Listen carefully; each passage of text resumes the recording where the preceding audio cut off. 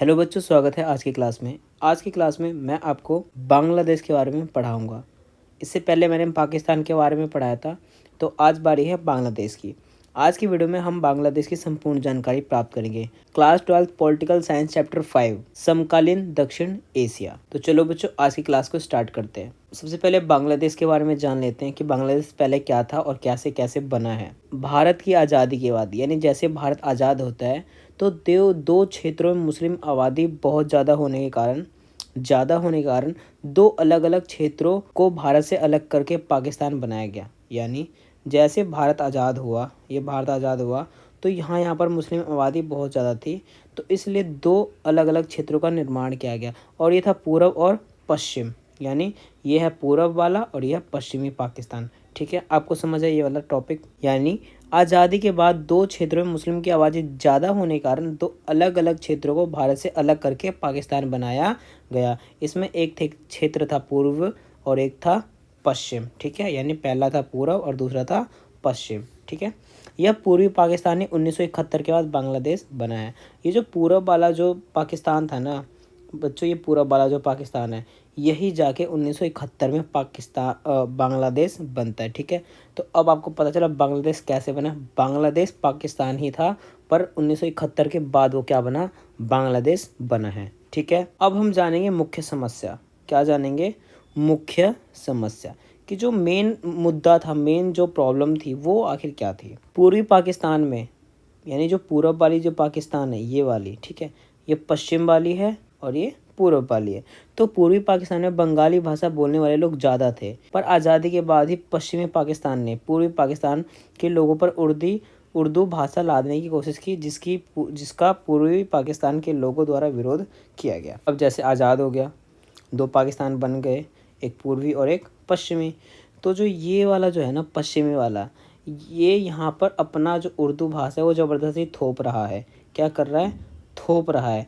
कह रहा है आप लोग इसको फॉलो करो, जबकि यहाँ के लोग किसको फॉलो करते हैं? यहाँ के लोग बंगाली भाषा को फॉलो करते हैं। परंतु जो पश्चिमी पाकिस्तान है वो कह रहा है आप लोग उर्दू भाषा को फॉलो करो। ठीक है, तो इसको लेकर पाकिस्तान के द्वारा विरोध किया गया। इसको लेकर जो यहाँ की जो जनता है उन्होंने क्या कर दिया? विरोध कर दिया। किसके तहत विरोध किया?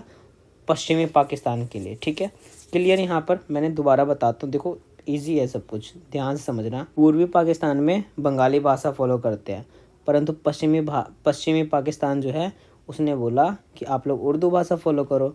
तो इस चक्कर में यहाँ के नागरिक नाराज़ हो गए और इन्होंने विद्रोह करना स्टार्ट कर दिया। ठीक है, पूर्वी पाकिस्तानी लोगों ने बंगाली संस्कृति के ऊपर हो रहे बुरे व्यवहार का विरोध करना शुरू कर दिया। अब पूर्वी पाकिस्तान के जो लोग हैं उन्होंने बंगाली संस्कृति के ऊपर हो रहे बुरे व्यवहार का विरोध करना शुरू कर दिया। अगर आप ऑल टाइम हिंदी भाषा फॉलो कर रहे हो भारत के अंदर, कल को कोई आके आपको बोले आप उर्दू भाषा फॉलो करो और हिंदी का अपमान करने लगे, उसकी बुराइयां करे, बुरा व्यवहार करे, तो हमें भी गुस्सा ही आएगा। तो ऐसा ही हो रहा था यहाँ पर पूर्वी पाकिस्तान में। जब पश्चिमी पाकिस्तान वहाँ की संस्कृति, बंगाली संस्कृति का बुराई कर रही थी, तो वहाँ की जनता को बहुत बुरा लग रहा था और उन्होंने विद्रोह करना शुरू कर दिया, विरोध करना शुरू कर दिया। पश्चिम पाकिस्तान के प्रभुत्व के खिलाफ पूर्वी पाकिस्तान ने आंदोलन होने लगे और इन आंदोलनों का नेतृत्व शेख मुजीबुर रहमान ने किया। ठीक है, यानी जब यहाँ पर ज़्यादा आंदोलन वगैरह होने लगे, मतलब लोगों को गुस्सा ज़्यादा बढ़ने लगा, तो पश्चिम पाकिस्तान के प्रभुत्व के खिलाफ, यानी पश्चिम जो पाकिस्तान है वो जो ज़बरदस्ती थोप रही है यहाँ पर अपनी उर्दू भाषा को, तो उसके खिलाफ यहाँ की जनता ने क्या कर दिया? आंदोलन शुरू कर दिया। आंदोलन होने लगे, तो इन आंदोलनों का जो नेतृत्व है उन्होंने शेख मुजरी हिमान ने किया। ठीक है, यानी इस बंदे के नेतृत्व में वहाँ पर आंदोलन स्टार्ट हुए। 1970 में हुए चुनावों में शेख मुजीबुर रहमान की पार्टी आवामी लीग को पूर्वी पाकिस्तान की सभी सीटों पर जीत मिली, क्योंकि ये सपोर्ट करती आंदोलन को। तो इस वजह से 1970 में जो चुनाव हुए थे उसमें इसको पूर्वी पाकिस्तान में सभी सीटों से जीत प्राप्त हो गई। ठीक है, पर पश्चिमी पाकिस्तान की सरकार द्वारा इसे माना नहीं गया और शेख मुजीबुर रहमान को गिरफ्तार कर लिया गया। परंतु जो पश्चिम की पाकिस्तान थी उन्होंने इस सरकार को माना नहीं और जो शेख मुजीबुर रहमान है उनको क्या कर लिया गया? गिरफ्तार कर लिया गया। और पूर्वी पाकिस्तान में हो रहे आंदोलन को दबाने के लिए आहिया खान ने सेना भेज दिया। आहिया खान आपको याद है, ऊपर मैंने आपको पढ़ाया था। ठीक है, तो पूर्वी पाकिस्तान में हो रहे आंदोलन को दबाने के लिए आहिया खान ने क्या करी? अपनी सेना भेज दी, जिसमें हज़ारों आंदोलनकारियों पाकिस्तान के सेना के हाथों मारे गए। अब जो अय्या खान ने जो सेना भेजा इस आंदोलन को दबाने के लिए, कंट्रोल करने के लिए, तो उस आंदोलन में पाकिस्तानी सेनाओं के द्वारा पूर्वी पाकिस्तान के बहुत सारे बेगुनाह लोग भी मारे गए, हज़ारों लोग मारे गए। ठीक है, तो ये थी बच्चों क्या कारण था कि मतलब क्या कारण था जो ये पूर्वी पाकिस्तान से बांग्लादेश बना है। तो ये था मुख्य समस्या। ये क्या था बच्चों? मुख्य समस्या। दोबारा बता देता हूँ शॉर्टकट में ताकि आपको ईजी रहे। पूर्वी पाकिस्तान में बंगाली भाषा बोली जाती है, परंतु जो पश्चिमी पाकिस्तान है वो कह रही है कि आप लोग उर्दू भाषा को फॉलो करो।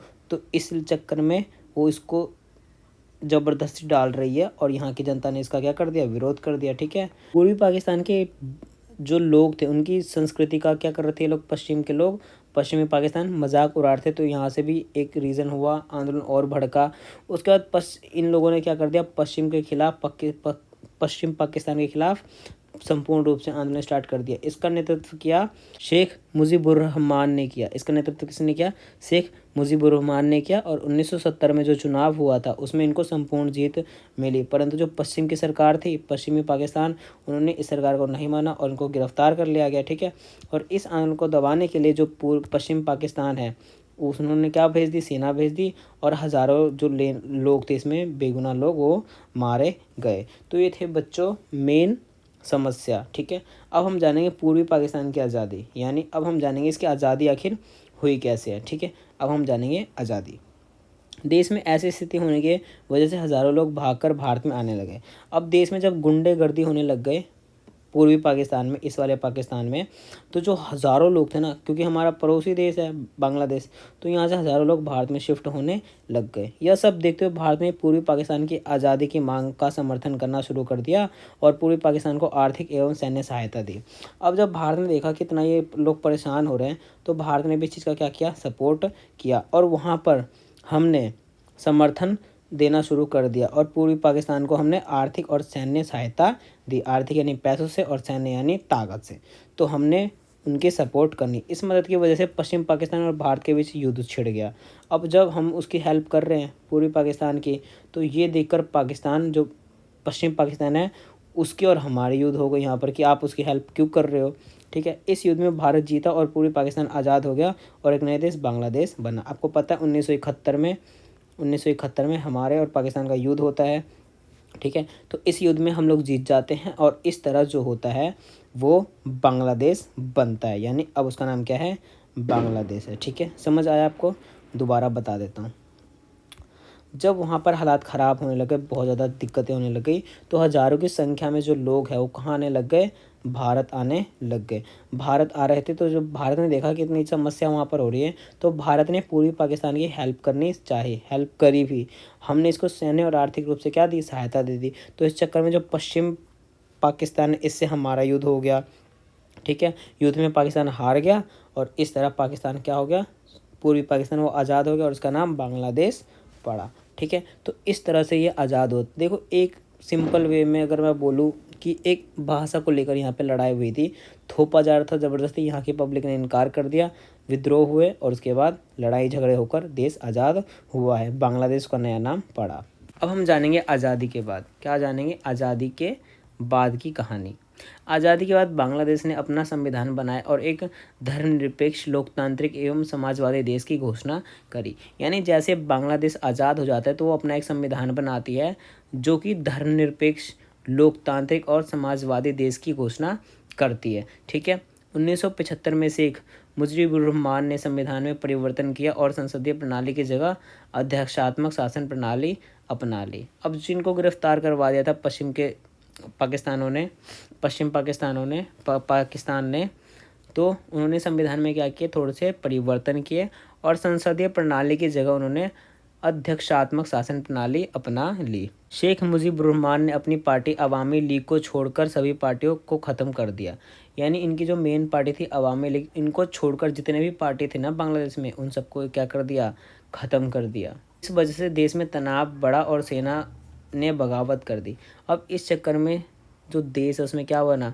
तनाव पैदा हुआ और सेना ने क्या कर दिया? बगावत शुरू कर दी। अब सेना ने बगावत कर दी। शेख मुजीबुर रहमान सेना के हाथों मारे गए और बांग्लादेश में सैन्य शासन आ गया। अब जो शेख बुर्जुमान थे वो सेना के हाथों क्या हुए? मारे गए और जब सेना के हाथों मारा यानी यहाँ पर क्या स्थापित हो गया, सैन्य शासन स्थापित हो गया। इसके बाद जिया उर रहमान ने बांग्लादेश के शासन पार्टी बनाई और व्यवस्था को सामान्य करने की कोशिश की, पर इसका भी हत्या कर दी गई। अब एक नए बंदे आते जिसका नाम है जिया उर रहमान, ठीक है।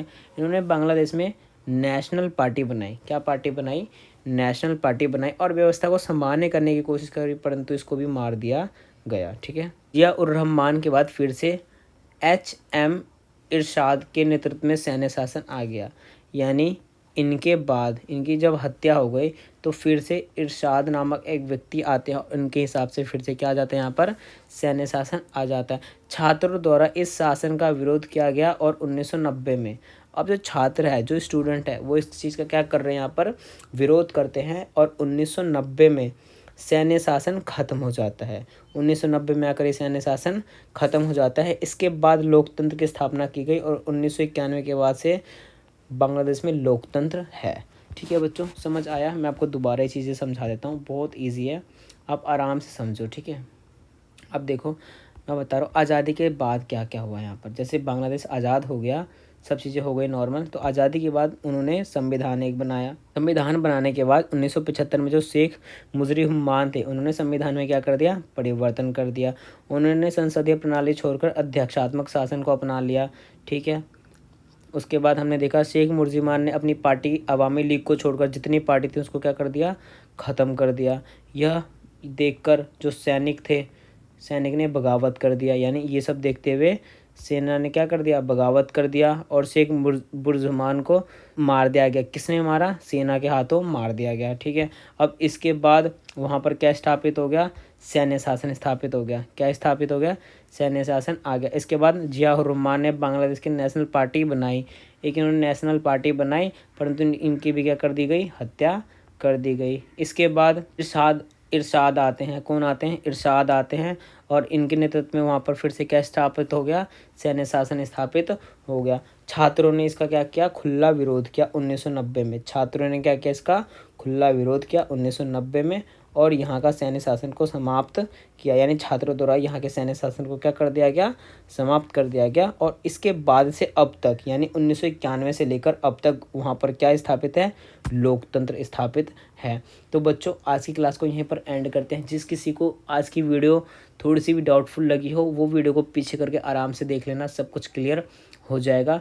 वीडियो पसंद आई है लाइक करके चैनल को सब्सक्राइब कर देना। Thank you so much. मिलते हैं कल एक नए टॉपिक के साथ जो कि है नेपाल।